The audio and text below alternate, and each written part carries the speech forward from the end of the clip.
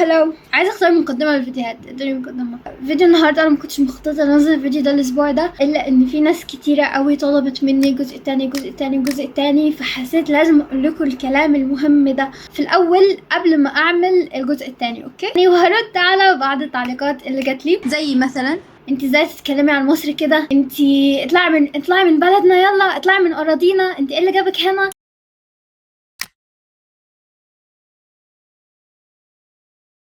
وعلى فكرة يعني دي أول مرة أعمل فيديو يوتيوب وأزعل إن الفيديو جاب مشاهدات. والله العظيم أنا كنت بمسك الموبايل بعمل ريفرش، كل ما أعمل ريفرش ألاقي في ناس بتعلق، ألاقي في ناس بتشترك، ألاقي مشاهدات بتزيد. كنت فعلا والله بزعل، كنت بتمنى انه ما يزيدش، لان انا بجد قلبي وجعني على كمية التعليقات اللي شفتها لناس مرت بشيء مشابه لده، والناس اللي اخدت من وقتها وفضلت تكتب تعليقات الطويلة دي وتحكي قصتها وتحكي قد ايه كانت بتعاني بجد. يعني انا فعلا كنت زعلانة قوي. وامهات، متخيلين امهات واقعين في الفخ ده. يعني انا كنت فاكره احنا لما نكبر الموضوع هيتغير، لا، انت ممكن تفضل عالق في الدوامه دي 40 سنه كمان الا لما تحاول تغيرها. فصعب عليا وبجد قلبي وجعني ان اشوف امهات وناس كبيره فوق ال30 وال40 ومراهقين كلهم معلقين لي ان هم مروا بكده ووقعوا في دوامه المثاليه بجد. عشان كده انا جايه اقول لكم، خلينا اول نبدا في ايه المعلومات المهمه اللي انا حسيتها لازم تتقال. اول حاجه ان هي حبيت اوضح ان اولا انا ذكرت في الفيديو ان انا ما زلت في رحله التحسن، وان هو ما تتوقعوش مني ان اكون الشخص السحري اللي هيغير لكم حياتكم.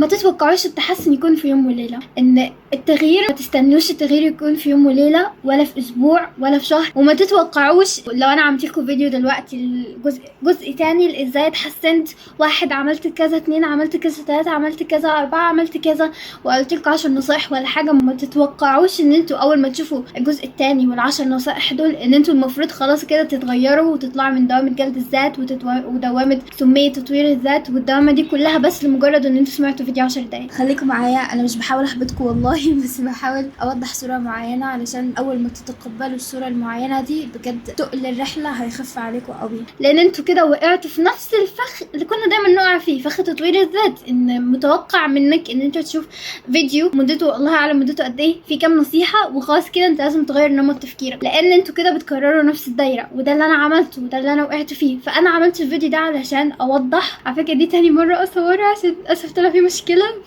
فانا عملت الفيديو ده عشان اوضح لكم، واحد، انا مش هعمل لكم فيديو اللي هو 10 نصائح ازاي اتغيرت او ازاي بدات اتحسن، لان زي ما قلت انا ما زلت في رحله التحسن. ده نمط تفكير عندي، وعشان كده هرد على النقطة دي دلوقتي. الناس بتقولي ان انتي المشكلة وانتي اللي فهمتيه غلط وانتي السبب. هرد على النقطة دي بعد شوية.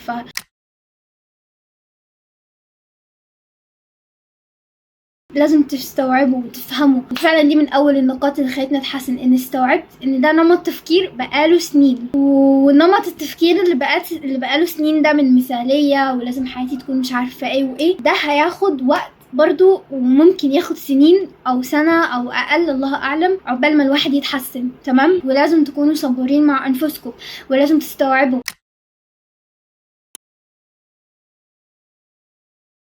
ان مفيش حاجه اسمها ادرك حاجه واتغير فجاه. لا، رحله الحياه كده. انت هتلاحظ نمط تفكير، هتكون عايز تغير نمط تفكيرك ده، هتجرب تغيره، هتتحسن شويه وهترجع تاني زي الاول، وهتتحسن وهترجع زي هي كده. هي دي رحله التغيير. ما تتوقعش انا فهمت ان تطوير الذات سام وهغيره فخلاص انا كده اتغيرت. لا، انت هتلف دايرة. بس هي الفكرة ان انت هتكون فاكر نفسك عالق في الدايرة دي، فاكر نفسك انا ليه بطلع لقدام وبرجع تاني، انا ليه بطلع بتحسن وببوظ تاني برجع زي الاول. ودي الغلط اللي انا وقعت فيه، ان انا كنت فاكرة ان انا بتحسن وبرجع تاني من الاول، اتحسن وارجع تاني من الاول. احنا مش بنرجع تاني من الاول او زي ما احنا فاكرين. احنا كل مرة بنحاول نغير فيها نمط التفكير ونطلع وبننزل. احنا بننزل اقل بنسبة مثلا 0.5% او 1%. بنقع تاني اقل من الوقعة اللي فاتت ب0.5%.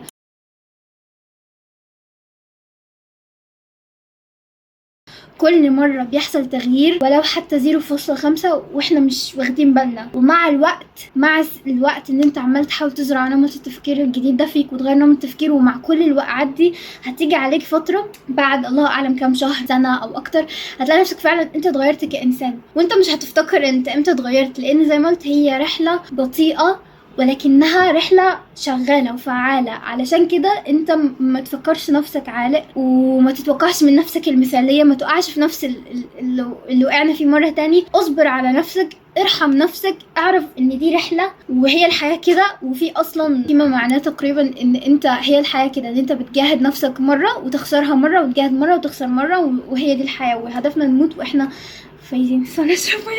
وهي بس حبيت اوضح يعني رحلة التغيير ومش عارفة ايه، وان انا ما زلت بقع وما زلت بقوم، وعرفت ان هي دي الحياة، وان مش هي دايما تكون فوق ولا دايما تكون تحت. اوكي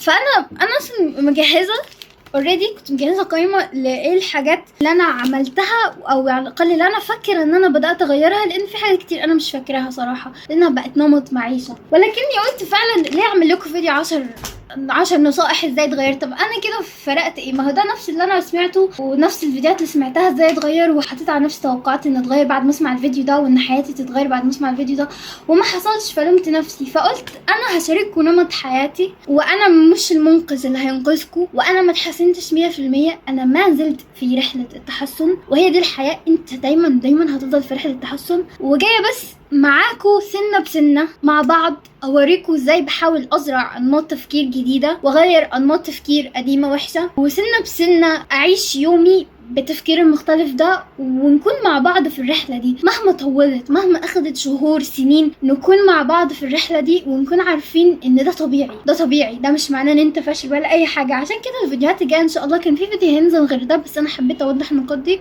ان انا بوريكم ازاي بحاول اطبق انماط تفكير جديدة وبعيش معاكم التطبيق ده. يعني بدل ما اقول لكم عيشوا كل يوم وانتم مبسوطين، ارضوا باليوم اللي انتم عايشين فيه واستمتعوا بكل لحظة، دي الجملة ماشي. طب انتوا مثلا مش عارفين هتعملوا كده ازاي، وانا مش عارفه اعمل كده ازاي، فبدل ما اقعد اقول انا لازم لازم واعمل وما عملتهاش يبقى انا كده فاشله، لا، انا هوريكم ازاي هحاول اني اعيش يومي بطريقه اكون مبسوطه باليوم بتاعي، احاول استمتع باللحظات، او في فيديو فلوج على كلام على ايا كان، هشوف ان شاء الله ايه اللي هعرف اعمله، لان انا عماله احاول اجرب اغير الفتره دي. وبس كده، انا بس كنت عايزه هم وينزح من عليكم، عشان كتير قوي تعليقات احنا برضو كده بجد. تمام، فعرفوا اول حاجه، انتوا بما انكم ضغطتوا على الفيديو ده فانتوا اوريدي بداتوا خطوه ان انتوا تتغيروا، فلاحظوا الخطوه اللي انتوا اخدتوها دي، وكونوا رحيمين بانفسكم، وكونوا يعني خدوا انفسكم اللي هو سنه بسنه، هنتغير سنه بسنه عادي. تمام.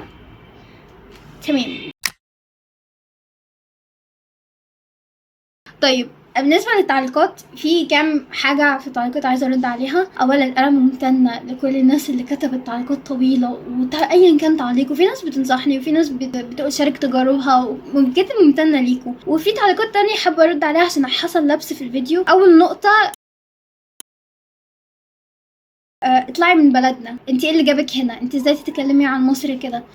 انا مش بحب اعمل النوع ده من الفيديوهات اني برد على الناس، ولكن عموما حبيت ان انا اوضح النقطه دي علشان في ناس كتيره زعلت مني اولا انا مصريه، تمام، مش عارفه ليه الناس يعني بتسالني انت فلسطينيه، انت مش عارفه، انا مصريه. في الفيديو بتاعي طول موت، فانا حاولت اختصر كام نقطه قد ما اقدر، ففي حاجات طبيعي ما توضحتش كويس. تمام، فانا مثلا في الفيديو قلت الناس في مصر وحشين، وانا كشخص انطوائي كنت في السعوديه دايما في اوضتي، فواجهت صعوبه في مصر، والناس في مصر وحشين، هيضحكوا عليك في اي فرصه يلاقوها. انا من صيغه كلامي، والنقطه دي هتكلم عنها برضو على فيديوهات الناس اللي حطيتها، ان في ناس بتقولي انت ازاي تتكلمي عن الناس دي كده، هوضحها دلوقتي. صيغه كلامي بينت ان انا بقول مصر وحشه وكل الناس اللي في مصر وحشين ودي بلد وحشه ومش عارفه ايه. اللي انا كنت اقصده ان انا كشخص انطوائي جيت في مصر محدش يقدر ينكر ده، كبلد الظروف المعيشه فيها اصعب من بلاد تاني كتير بره، وانا كشخص انطوائي وكنت في الاوضه ومش عارفه ايه، انا فعلا واجهت صعوبه، وفعلا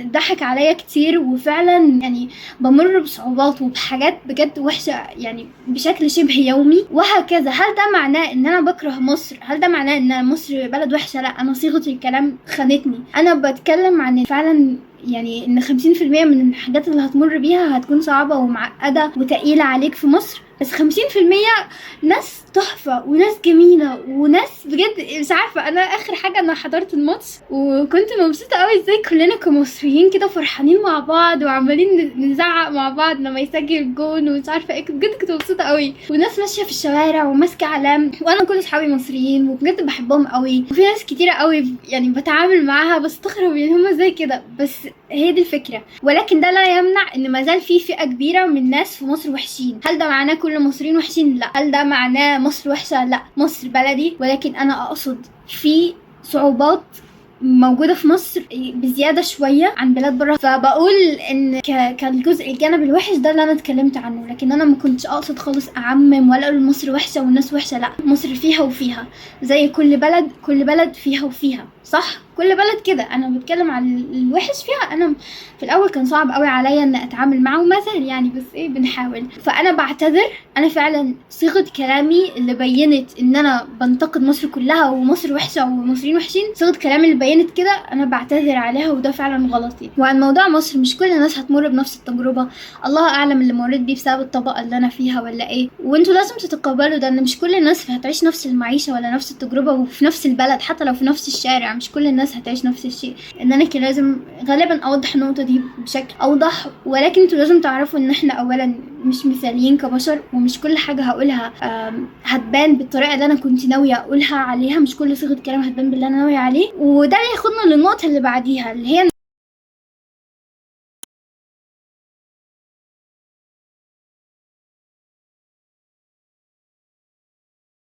الناس بتنتقدني انت ازاي تتكلمي عن فلان الفلاني بالطريقه دي، مع ان انا غبشت معظم اللي جبتهم في الفيديو بتاعي عشان خاطر انا بقول لكم الناس دي مش وحشه، والله اعلم في نيتها. انا ما دخلتش في نيه الشخص اللي جبت الفيديو بتاعه ولا نيه مش عارفه، انا جبتهم كامثله وغبشت وشوشهم وحاولت قد ما اقدر اغبش، وفي الاخر الناس عرفتهم يعني. بس انا غبشتهم قد ما اقدر عشان انا مش بقول لكم الاشخاص دي وحشه ولا الاشخاص دي سيئه، انا ما دخلتش في نيتهم، والله اعلم نيتهم عامله ازاي. انا بقول في فيديو انتشر ليهم، الفيديو ده بالصيغه المعينه دي، وقالوا الكلام المعين ده، الكلام اللي قالوه ده بعيدا عن هم يقصدوا ايه، الكلام ده وصل بصوره معينه لبعض الناس. بعض الناس زيي اخذت الكلام بالصوره ان انت لو كذا كذا فانت كذا، وبعض الناس اخدته بصوره مختلفه.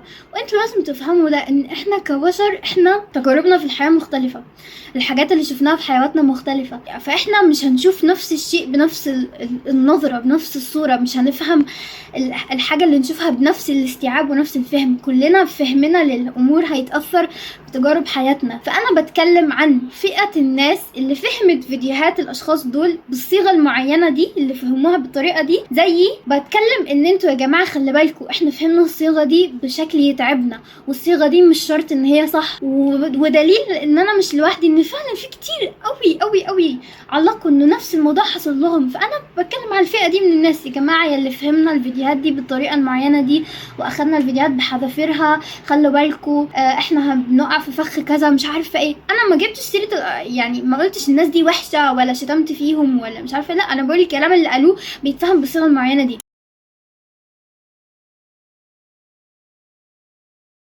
وفي ناس فهموه بصيغه معينه كويسه وفهموه ان لا يقصد كذا ويقصد ربنا كذا ويقصد كذا ويقصد ان لا خليك كذا ويقصد كذا. انتوا طالما فهمتوها بالصيغه الجميله دي مبروك، يعني بجد احمدوا ربنا ان انتوا فهمتوها بالصيغه الحلوه دي. انا بتكلم على الفئه اللي فهموها بالصيغه التانية اللي متعبه دي، ان خلي بالكم خلي بالكم.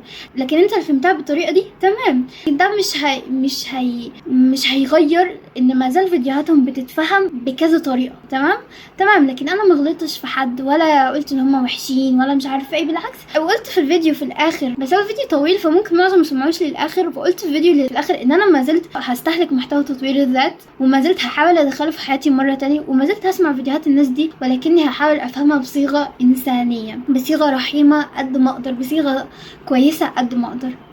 اوكي. ثالث نقطه واللي هي ترجع لنفس النقطه دي،